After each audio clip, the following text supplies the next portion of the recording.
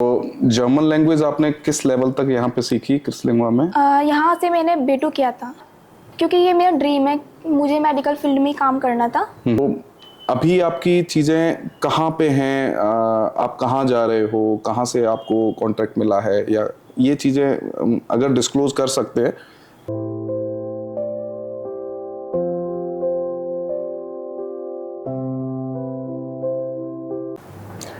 तो hello everyone, आज फिर हम एक नए इंटरव्यू के साथ हाजिर हैं आपके लिए। और ये हमारी कैंडिडेट हैं शालू। शालू ने हमारे यहाँ पे जर्मन लैंग्वेज भी सीखी है और उसके बाद इन्होंने हाउस बिल्डिंग के लिए अपना पूरी जर्नी कंप्लीट करी है। इनका वीज़ा वगैरह आ चुका है, इनका हाउस बिल्डिंग बड़ी जल्दी शुरू होने वाला है। तो सारी डिटेल्स एक बार जानेंगे शालू से।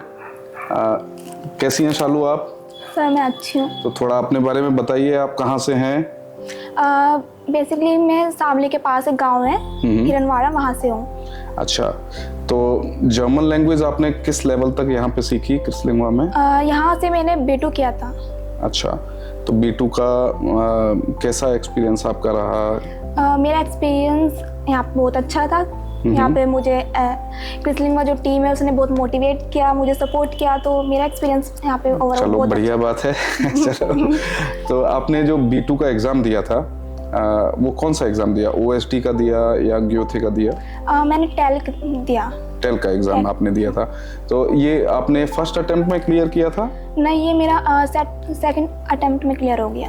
हाँ, तो पहले अटेम्प्ट में क्या समस्या आई थी? क्योंकि ये सब डिजिटल था और मुझे कोई आइडिया नहीं था इसके लिए। अच्छा, क्योंकि मेरा स्पीकिंग का एग्ज़ाम वो फर्स्ट अटेम्प्ट में क्लियर हो गया और जो सेकंड वाला था, जो लिसनिंग वगैरह होते हैं सारी चीज़ें, वो सेकंड अटेम्प्ट। तो ये कंप्यूटरीकृत यानी कि डिजिटल एग्जाम है, इस चीज़ की आपको इन्फॉर्मेशन पहले से नहीं थी और पेपर बेस्ड एग्जाम आप समझ के गए थे? हाँ, चलो ठीक है। तो दूसरा अटेम्प्ट आपने फिर कितने दिन बाद किया?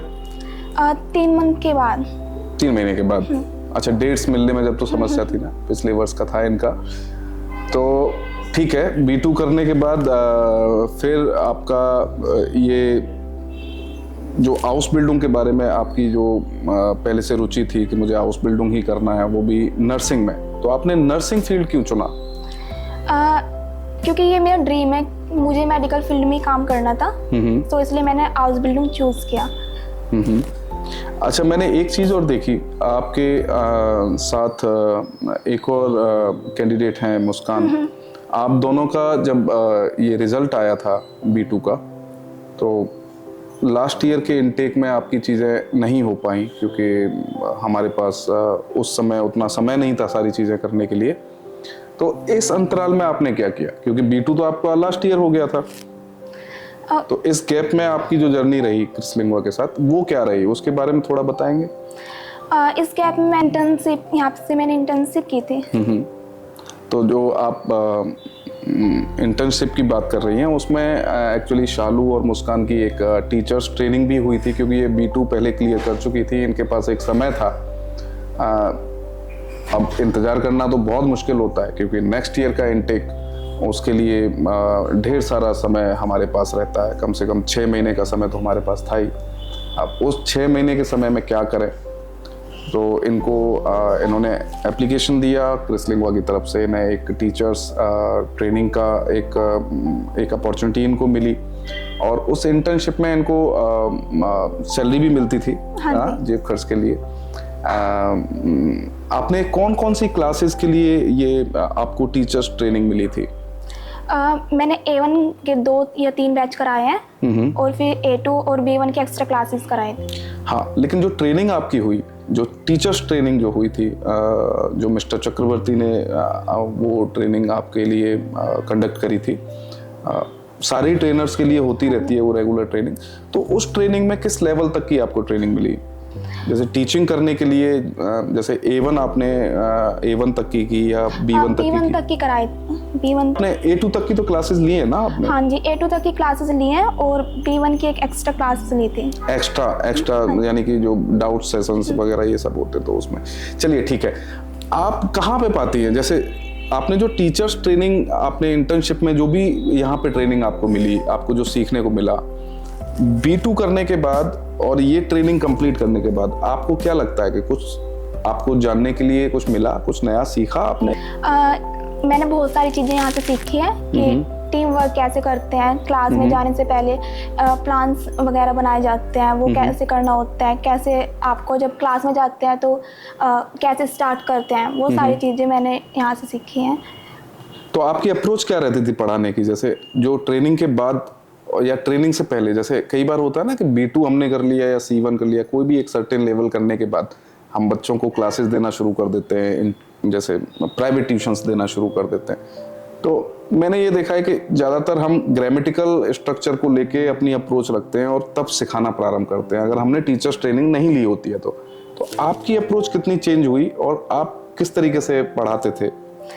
स्टार्टिंग में जो मैंने पढ़ाया वो मैंने ग्रामर से ऐसे स्टार्ट किया था, लेकिन सर के आने के बाद, हाँ मिस्टर चक्रवर्ती, हाँ, अब उन्होंने हमें समझाया कि ऐसे स्टार्ट करना है, यहाँ से ये सारी चीज़ें करनी है, पहले आपको खुद समझना है ये सारी चीज़ें, बाद में उनको अच्छे से समझाना है, ये प्लान्स है, पहले प्लान्स वगैरह बनाओ, उसके बाद आप जाके उसको क्लास में कंप्लीट कराइए ये सारी चीज़ें। और कई सारी जैसे पजल्स या एक्टिविटीज़ को लेके उनको इन्वॉल्व करना। हाँ, बहुत सारी एक्टिविटीज़ कराई है मैंने A1 में और A2 के एक्स्ट्रा क्लास में। सो बच्चों ने बहुत कुछ सीखा है। और आपने क्या सीखा?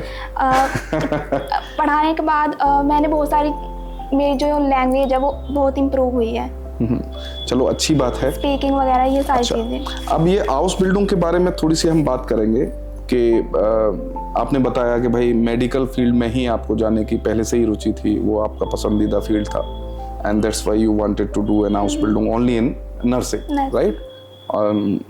तो अभी आपकी चीज़ें कहाँ पे हैं, आप कहाँ जा रहे हो, कहाँ से आपको कॉन्ट्रैक्ट मिला है, या ये चीज़ें अगर डिस्क्लोज कर सकते हैं तो क्या आप बताना चाहेंगे कुछ इसके बारे में? मेरी सिटी कील है और ये एक यूनिवर्सिटी क्लिनिकम है, वहाँ से मुझे कॉन्टैक्ट मिला है और 1 अक्टूबर को मेरी ज्वाइनिंग है वहाँ पर। 1 अक्टूबर को ये जाना, लेकिन जा तो आप शायद 15 सितंबर को रहे हो ना? क्योंकि उन्होंने 15 दिन पहले से ऐसे मेंशन किया है कि वहाँ पर जाके जो भी चीज़ें हैं, जो भी डॉक्यूमेंट्स वगैरह, जो भी चीज़ें हैं वहाँ पे जाके वो कंप्लीट करनी है। अच्छा, तो अभी आपके पास ये आज हम जो वीडियो रिकॉर्ड कर रहे हैं, आज 29 अगस्त है, तो अभी आपके पास लगभग 2 हफ्ते हैं, हाँ, राइट? 14 सितंबर को आपको एयरपोर्ट जाना है, 15 को अर्ली मॉर्निंग में आपकी फ्लाइट है, जितना मुझे जानकारी मिली। तो कैसा लग रहा है अब? एक्साइटमेंट जर्मनी जाने का वो ज़्यादा है, या एक जैसे परिवार को छोड़ के एकदम से जाने का एक रहता ना, एक होम सिकनेस अभी से हावी हो जाना? ये सारी चीज़ें ऐसे मतलब अलग है, क्योंकि अगर हमारा कुछ ड्रीम है और हम उसको ऐसा कंप्लीट करना चाह रहे हैं तो उसके लिए तो हमें जाना ही पड़ेगा। बिल्कुल, वो सारी चीज़। तो एक ऐसा दुख भी है कि हाँ घर से दूर जा रहे हैं, पर एक खुशी भी है कि हाँ मैं वहाँ पे जाके अपने जो भी ड्रीम्स वगैरह मैं उनको कंप्लीट करूँगी। अच्छा, लेकिन आप दोनों के लिए मुझे जो पर्सनली एक बहुत ज़्यादा खुशी है वो ये है कि आप अपनी बेस्ट फ्रेंड के साथ और एक ही जगह पर जा रहे हैं, हाँ, और साथ साथ जा रहे हैं, एक ही फ्लाइट ना, एक ही जगह। चलो ये बहुत अच्छी चीज़ है। कई बार हमारे कंट्रोल में ये चीज़ें नहीं रहती, क्योंकि अगर 2 फ्रेंड्स हैं या 2 फैमिली मेम्बर्स हैं and they want to go to a same place, तो कई बार हो सकता है कि हम वो चीज़ें प्रयास तो कर सकते हैं पर वो चीज़ें ना बन पाएँ, एम्प्लॉयर को कैंडिडेट दोनों के दोनों ना पसंद आए।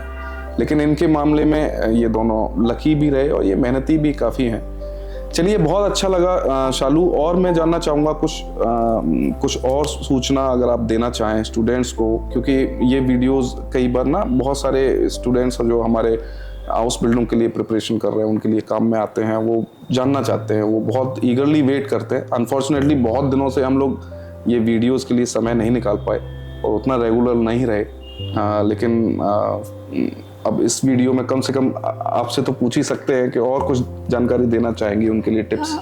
मैंने ऐसे बहुत से बच्चे देखे हैं जो सिर्फ एग्ज़ाम क्लियर करने पर फोकस करते हैं। सो उन्हें अगर वे पढ़ रहे हैं, A1 A2 कर रहे हैं, B1 कर रहे हैं, तो उन्हें फोकस करना है पूरी जर्मन लैंग्वेज पर, कि ग्रामर, वोकैबुलरी, ये सारी चीज़ें। क्योंकि अगर आपके कुछ ड्रीम्स है तो आपको उसके लिए हार्ड वर्क करना ही पड़ेगा, बट डोंट गिव अप। इसके भी आपको नहीं, पढ़ना ही पड़ेगा ये सारी बिल्कुल, इस चीज़ से तो मैं भी सहमत हूँ। मैंने भी हमेशा जितने मेरे स्टूडेंट्स रहे हैं उनको राइट फ्रॉम द बिगनिंग, यानी कि A1 के पहले ही दिन से मैं उनको ये बताने का प्रयास करता हूँ, समझाने का प्रयास करता हूँ कि आपका ये पूछना कि कितने दिन में हम जर्मनी पहुँच जाएंगे, इस अप्रोच से, इस मेंटेलिटी से थोड़ा सा हमें अलग जाना पड़ेगा। आप जर्मन लैंग्वेज सीखते हो, एक फॉरेन लैंग्वेज है, और German language in terms of creating jobs it is number 1 within India as well, यानी कि ढेर सारी जॉब्स हमें जर्मन सीखने के बाद इंडिया में भी मिल जाती हैं। तो एक अभी तो कह सकते हैं जैसे कभी इंग्लिश एक स्किल के तौर पे यहाँ पे कंसीडर करी जाती थी, तो जर्मन लैंग्वेज उसी तरीके से है, उसकी एक वैल्यू है।